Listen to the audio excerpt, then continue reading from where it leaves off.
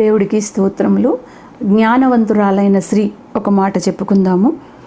సామెతలు 12:4 యోగ్యురాలు తన పెనిమిటికి కిరీటము, సిగ్గు తెచ్చినది వాని ఎముకలకు కుళ్ళు.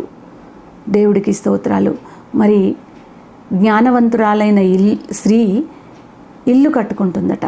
ఇల్లు అనంటే మనం నివసించడానికి ఇల్లు కాదు, క్రీస్తు అనే బండ మీద ఇల్లు. క్రీస్తు అనే బండ మీద ఇల్లు అది ఏంటంటే ఒక కుటుంబమును మరి చక్కగా కాపాడుతూ ఉంటుంది. క్రీస్తు అనే బండ మీద ఉంటుంది.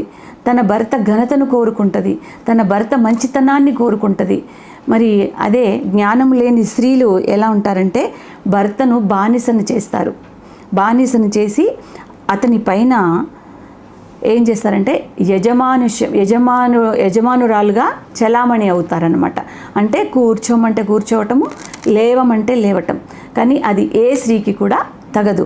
కాబట్టి మరి యోగ్యురాలు తన పెనిమిటికి కిరీటము, సిగ్గు తెచ్చినది వాని ఎముకలకు కుళ్ళు. కాబట్టి ఒక ఇంటి గుట్టు, ఒక ఇంటి ప్రవర్తన, ఒక ఇంటి పద్ధతిని కట్టుకునేది స్త్రీ. కాబట్టి ఆ స్త్రీలలో మనం ఉండాలి. దేవుడికి స్తోత్రములు. అలాంటి స్త్రీలు దేవుడికి కావాలి, ప్రార్థించే స్త్రీలు కావాలి, గుణవంతురాలైన స్త్రీ కావాలి. దేవుడికి స్తోత్రములు. మీకు వందనములు.